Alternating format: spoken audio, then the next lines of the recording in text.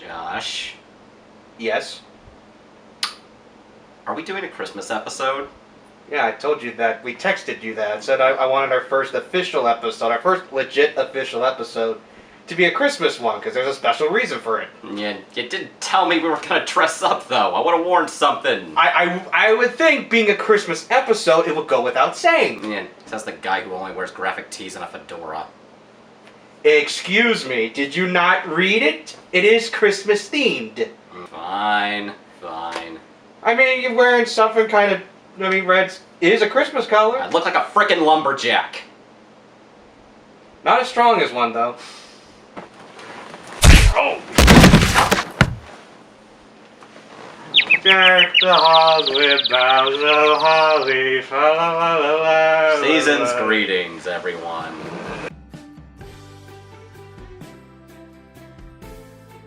Hello everyone, welcome to the 1K1 Quest, where two friends delve into the 1001 movies you must watch before you die. I am your host, Josh Foret, of the web series Foret, A Fanboy Story. And I'm Cameron Metrejean of Met at the Movies. We have become regular movie buddies when we're not filming reviews. Oh yeah. And I thought we might as well make a show about that, and I was like, you know what? I want to broaden my horizons in film. Me too.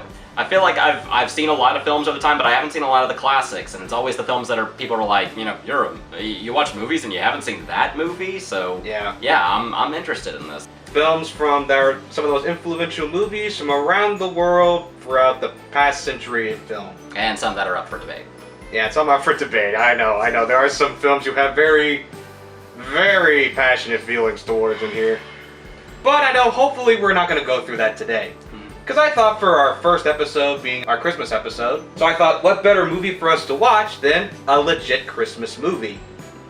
And I looked through the book, and there are about 3 films that become a staple of the holiday. And all 3 we've seen. Oh. But there is another catch. Oh. And the catch is the gift. Ooh. Don't get so worked up. It's not actually a gift you can keep. I don't get to keep them. Well, no, because they're my movies. What? They're movies? Well, here's the thing. This is a gift of choice. Oh. Don't open them just yet.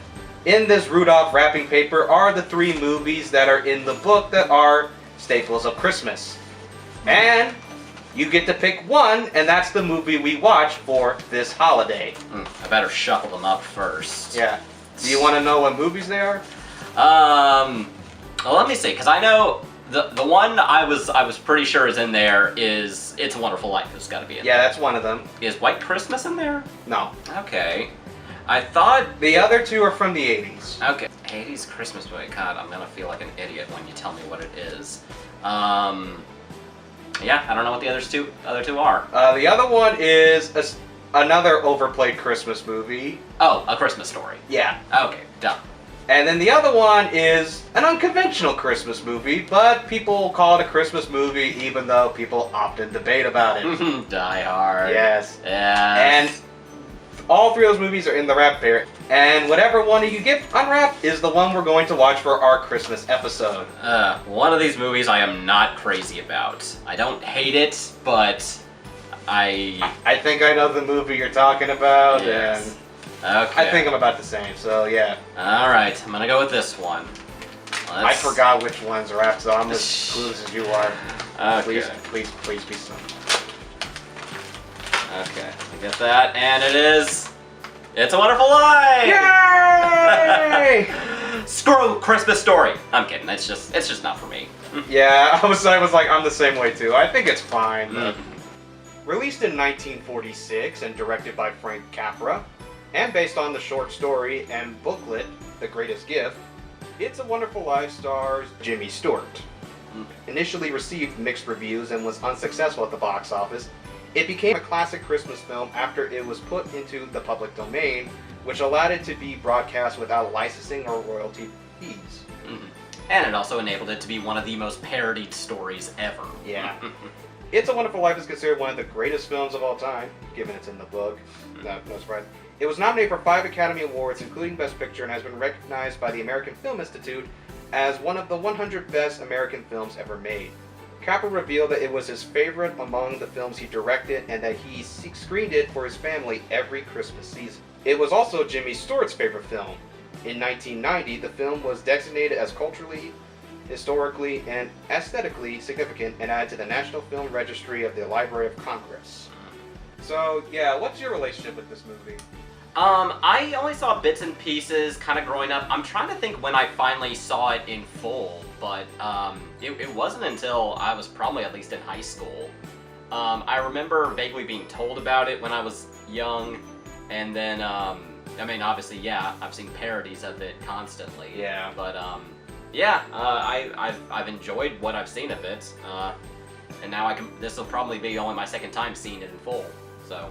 This is actually my second time watching it in full. I saw it on TV a couple of years ago. Like, this is, I think it was like 2 or 3 years ago I finally watched it for the first time, because I was just like, what's the big deal about it? Yeah. Because everyone jokes about how it was played a million times, and all that. It was like one of the most overplayed movies, which is saying something. Mm-hmm. So it played on NBC, and I was just like, you know what? I'm going to sit down, I'm going to watch it. And Josh, and I love using you as an excuse to try out my new crafts, and, well, whenever I was in the library the other day, I saw a book called Star Wars Crafts, and I was like, oh gosh, I've got to make what I'm seeing on the cover. And what is that? Josh, I know you may not be Jewish. Are you Jewish? No. Okay, then. I apologize, but I had to. It's an R2-D2 dreidel. That is awesome. Yeah. It is made out of paper and cardboard, so, you know, be careful with it. So, join us on the couch here as we delve into the Christmas classic, It's a Wonderful Life. Settle down, boy. This movie's in black and white, just like you. You should enjoy it.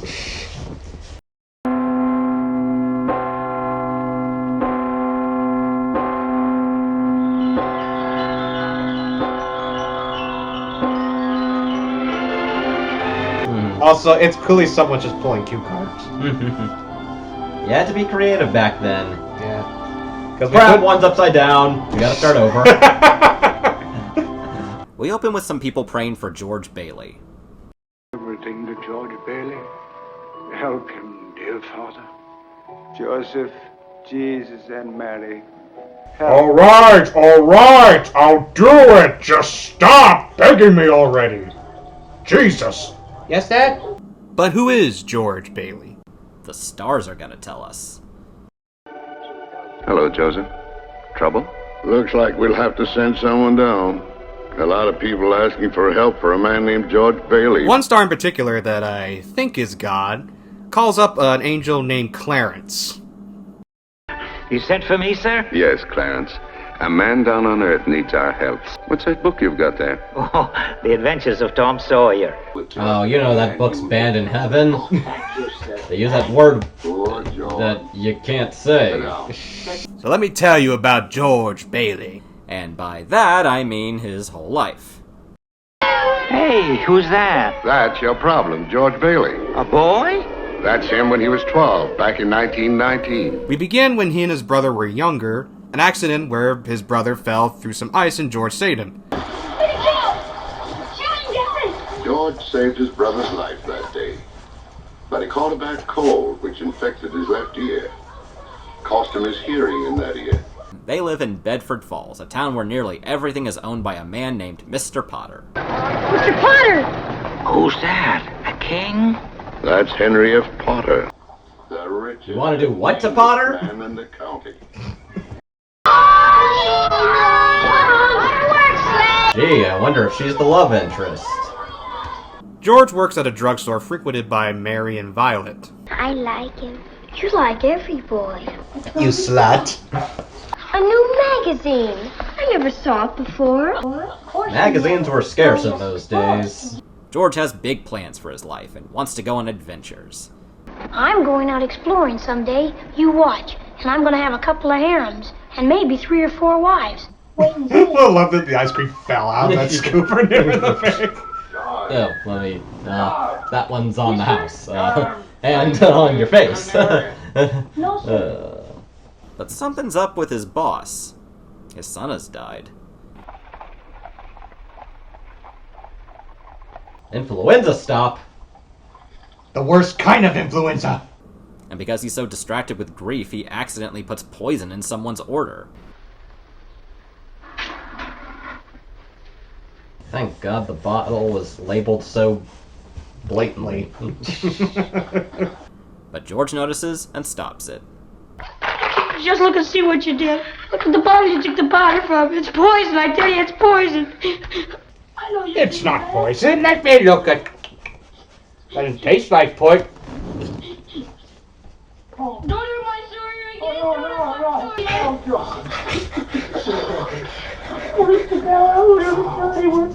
He's okay.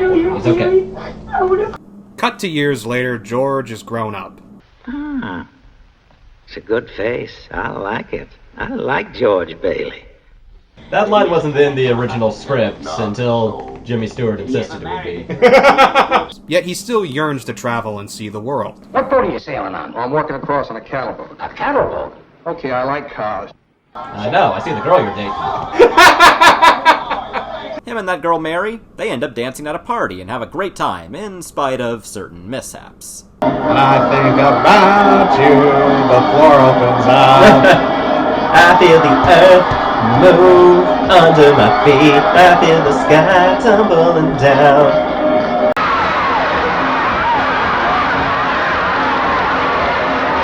We're still going. Hey, there's the missing swim team.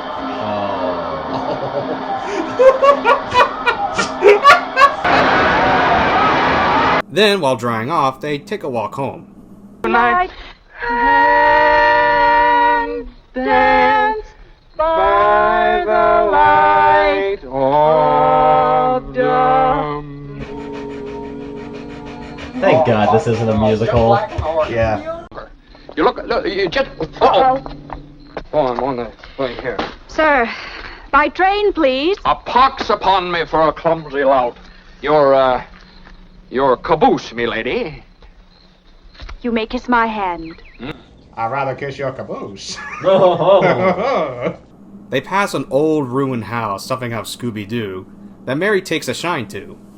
That old place. I'd like to live in it. That place? Looks like the Addams Family house. Live in as a ghost. Now what? There's right in a second. Well, you gonna throw a rock? Ow! And George may be taking a shine to her. You want the moon? Just say the word and I'll throw a lasso around it and pull it down. And then maybe decades later, another famous actor named Jim will do the same thing in his movie. Am I talking too much? Yes. Why don't you kiss her instead of talking her to death? Hey, mind your own business. And thank you. Especially when another mishap happens. Mary, did you turn to dust? Oh God, the rapture happened. Oh no. Thanos got to her too. Okay, I give up. Where are you? You did it, George. You did it. They got one condition. Only one condition. What's that? Get rid of this frickin' bird. Why is it in here? Yeah, why is the bird there? Why is there a raven in the damn building? Anyone you like. He goes to see Mary again and the chemistry is palpable. What's off the right your yonder window breaks? It is the east, and Mary is the sun. When'd you get back? Tuesday. Where'd you get that dress? Do you like it? I'd like it better if it was off you. Again, despite some mishaps. What's the matter? Oh, yeah. Well, Just kiss each other already, damn! Whatever were you doing? It's good here. Come out tonight, can't you come out tonight? Buffalo gals, can't you come out tonight? Thank you. That was a good record. Mary, he's waiting. I feel like this is the equivalent of like when people smash their phones because they don't want to Hello? answer a certain phone call in movies. But they do eventually fall for each other and get married. They get money so they can go on their honeymoon and finally travel the world, just like George wanted. we're gonna shoot the works. A whole week in New York, a whole week in Bermuda, the highest hotels, the oldest champagne, the richest caviar, the hottest music, and the prettiest wife. But there's trouble at the bank. What's happening there? Uh-oh. Please, let's not stop, George. I'll be back in a minute, Mary.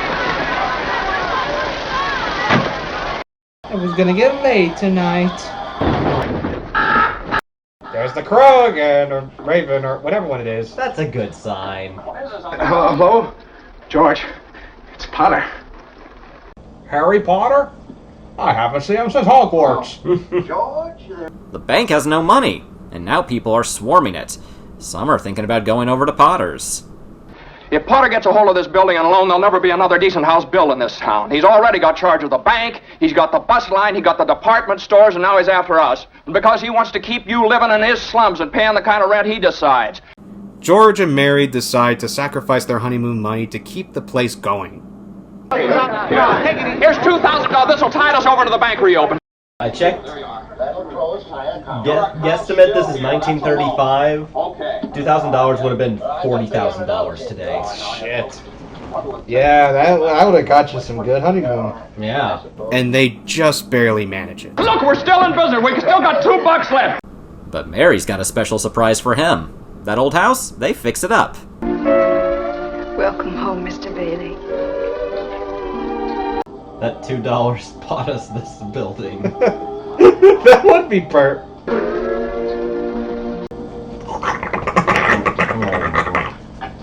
No, don't get any ideas, Porter. And they get a nice neighborhood built as well.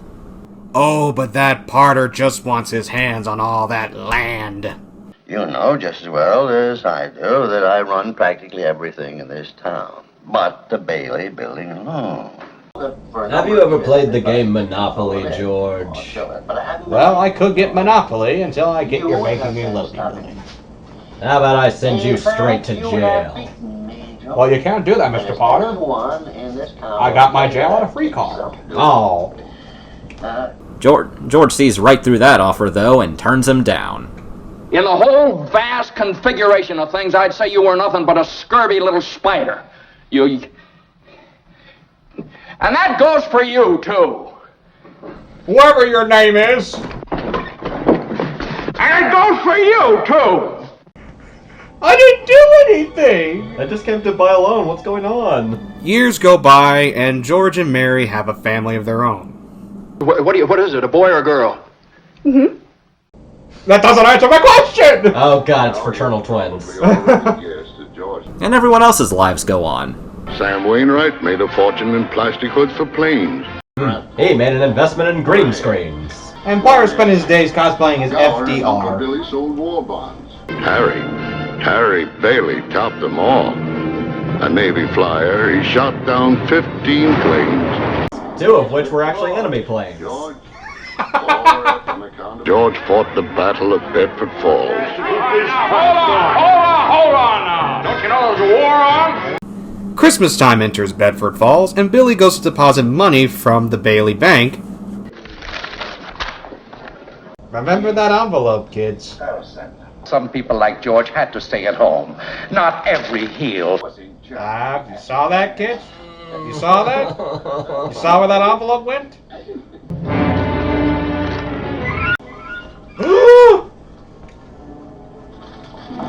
Wrong Christmas movie. I wish we were watching that too. Potter's got the money now, and he's not letting on about it.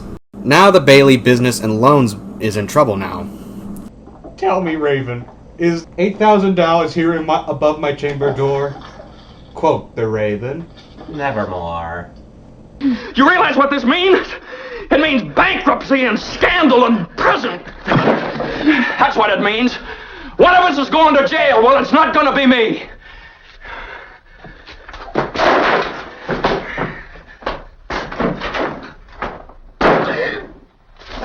Yeah, that's some cat. Why is there a squirrel? Why do you have animals? Animals here. Susan, well, what's the matter with Susan? Oh, she's got a cold. She's in bed. Caught it coming home from school. Might well be living in a refrigerator. Why do we have to live here in the first place and stay around this measly, crummy old town? George, what's wrong? Wrong everything. Everything's wrong. Don't you watch CinemaSins? George is in distress, and because of that, he isn't exactly his nicest self to his family when he gets home.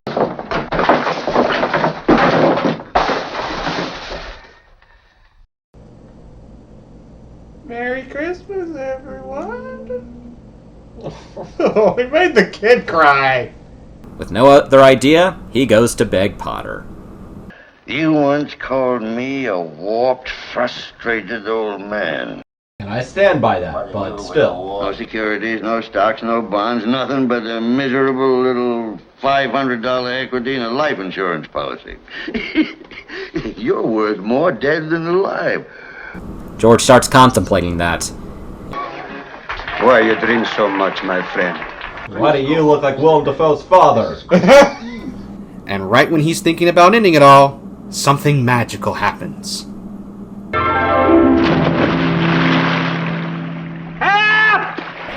He pulls a man out of the river and saves his life.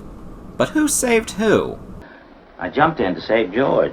What? To save me? Well, I did, didn't I? You didn't go through with it, did you? Go through with what? Suicide. Oh, it's against the law to commit suicide around here. I mean, you can get arrested for it. Punishable by death. Where do you come from? Wait. Heaven? This is Clarence, you know, that talking star from earlier. Angel, second class. Josh Foret? Josh Foret? Is that an angel? I hate you so much. And I hate that movie line. I know. Or, Clarence, are you an angel? If it hadn't been for you... Yeah, if it hadn't been for me, everybody would be a lot better off. My wife and my kids and my friends. I mean, look, little fella, why you go off and haunt somebody else? No, now you don't have... I'm not a ghost, I'm an angel. That's different. Finally, George has a new idea. I suppose it'd been better if I'd never been born at all. What'd you say? I said I wish I'd never been born. Clarence says it's done. What's happening? It stopped snowing out here, didn't it? Well, what's happened? See, if he wasn't born, there wouldn't be snow. And slowly George realizes everything is different. I beg your pardon? McCarr, I'm the fellow that owns the car that ran into your tree. Oh, those are tropical birds. We don't have them around here.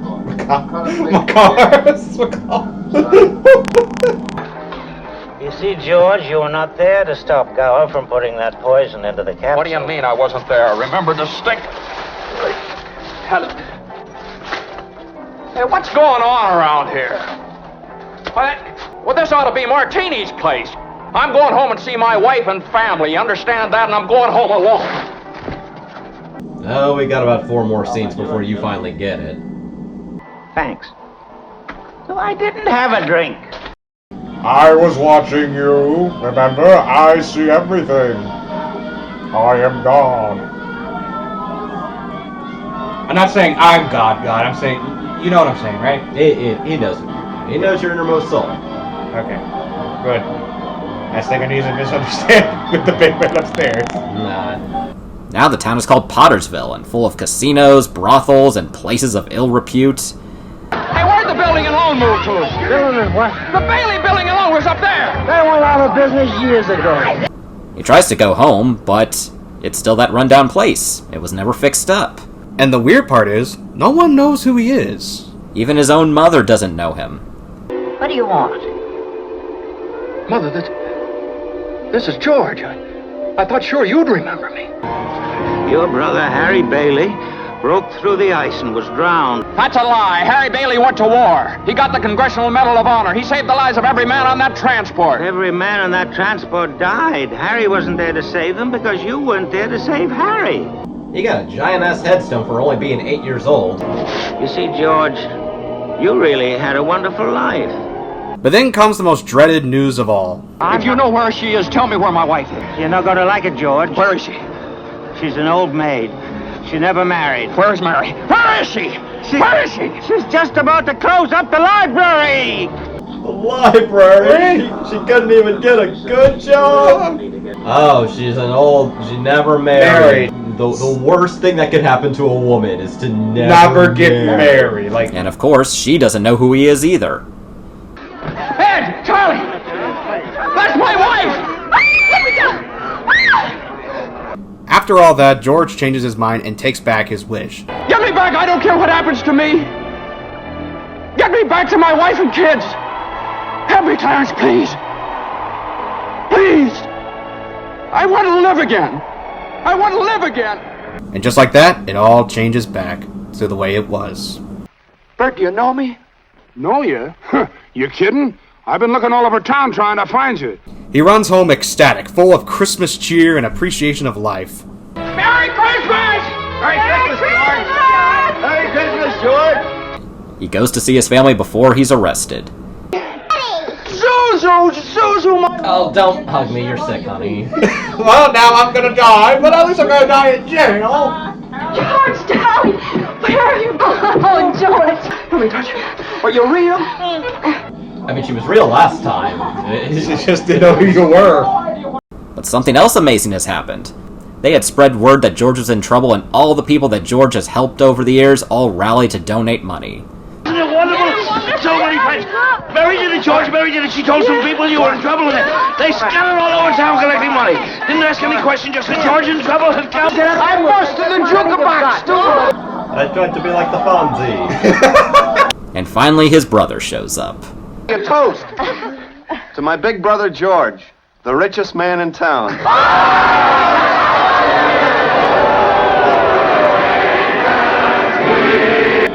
Guys, that's a New Year's song, not a Christmas song.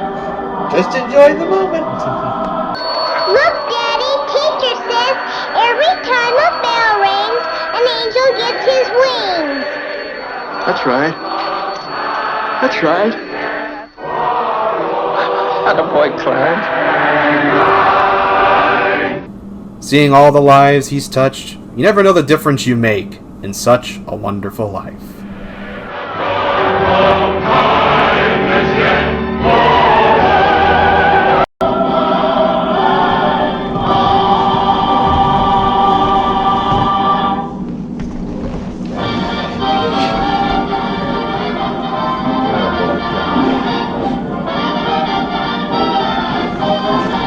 It always gets me.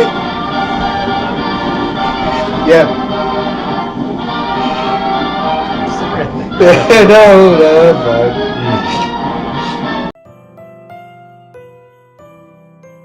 Yeah, what can we say about this movie that hasn't already been said? I know. It's been a staple for so long. It's practically mandatory that you see it. Yeah, like I said, I didn't see it in full until many years later. I remember my mom telling me about this movie when I was young. I want to say I was in second grade. Second grade was just a bad year for me, and I think I was in that depressive mood. That you need a film like that? And she was like, I ought to show you that movie. She's like, because he thinks everyone would be better off without him, and he finds out that everything's worse. So that was when I was first introduced to it, but I don't think I actually saw anything of it for years, and I definitely didn't see it in full until probably late high school. But yeah, like I watched it at my grandmother's house. It was just playing on TV, and there was nothing else playing on cable, so I just said, you know what? Everyone talks about this movie. It's a staple of Christmas. I wouldn't be doing myself a favor if I skipped out on it. So I was like, I'll watch it. And yeah, at first I was like, I'm not getting it yet. Like, first time watching, I'm not getting this so far. I'm just watching this guy's life, and it kind of bored me a bit. But then you reach that third act where everything just goes horribly wrong for him. And it's even more hard to watch when Clarence does show him what happens when he isn't born, and then to see everyone act so out of character, it is surreal. Yeah, like the book says, what if is a big thing. What lives are you touching that you don't realize are having an impact? And that is something to always reconsider. I'm always glad this movie is able to remind you of that. Like, your life may not be what you dreamed it would be, but you're definitely making a difference. And I will say, I was surprised when I finally saw this thing in full, because hearing about it for years, it's surprising to know that the whole, like, if I've never been born part is not that big in the movie.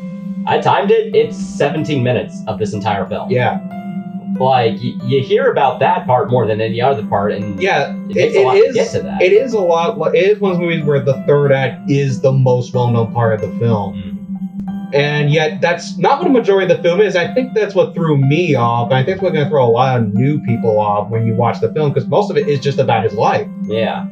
And rewatching it, yeah, it was kind of engaging knowing where all of this goes. Knowing where it goes, and then you're like, you're just noticing the little details. But then again, I was just interested just watching these people. Yeah. Now, I had a film I was going to kind of compare something about this to, and you said you had one. Avengers Endgame. And I acknowledge that, yeah, the third act is where the film is the worth price of admission. Spoilers for Avengers Endgame. And yeah, it's that they're getting through the 20 plus films. yeah. I've been there, yeah, I made you. Saying you got it, and that's the thing, you got it. Yeah, you got the emotion impact there. Yeah. We're just when you think all hope seems lost, then there's the portal sequence where everyone comes in that you've seen all the movies, and that's what everyone talks about, just that epic final fight. And then everyone just dismisses those first 2 hours. And the film I was gonna compare it to, in a sense, at least that element, is ironically another Christmas movie, Home Alone. Just because I feel like in both these cases, it's like all the main interest is in the final third. You know, Home Alone is a fairly slow movie until the final third. And in both cases with these films, I'm like, this shouldn't work. But it does. But it does, because the payoff is worth it. Second thing that this movie has in common with Home Alone is Christmas actually doesn't play that big a part in it.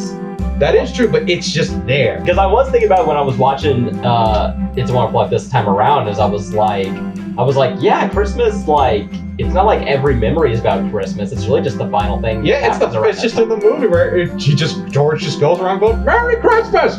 But hey, I mean, if it gets this movie on TV every year, I'm okay with that. That's why I find very weird when people argue Die Hard's not a Christmas movie when Christmas doesn't play a big role. But I'm like, when you think about some of the most beloved Christmas movies, this time around, I'm like, I was a little critical. I am noticing a lot of technical things. Yeah, we point out the editing goofs during that. There's a lot of jump cuts. There's a few times when they hold on a sign that you can tell they literally like screenshotted it. Like, this isn't a moving picture that's just staying still. It's like, that's a picture. Yeah.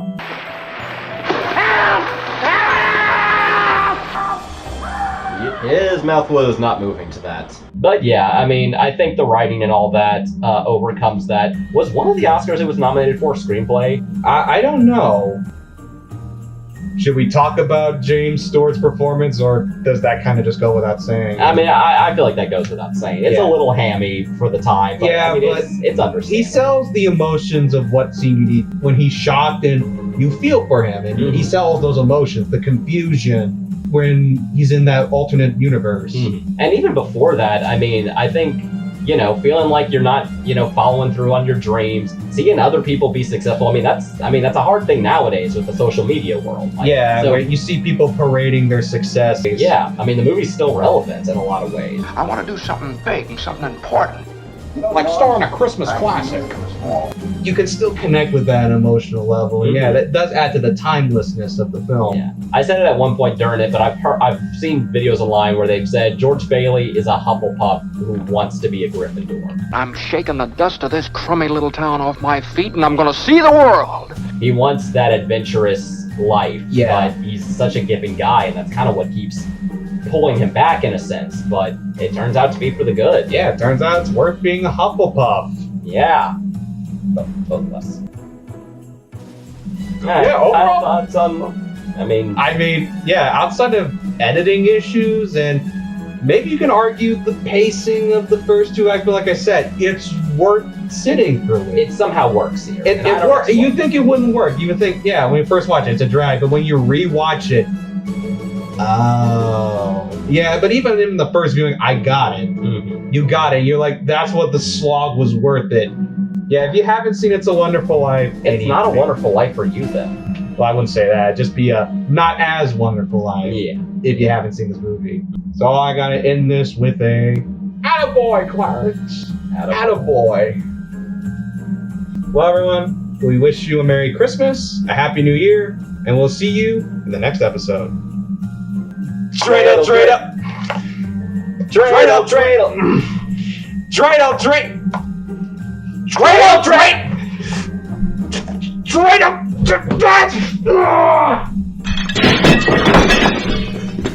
That's my best friend. I can't stay mad at you. Buddy, it's okay. Can't stay mad at you, R2. Even though I'm not Jewish. And I'm 3% European Jewish, so... yeah, that's probably not enough.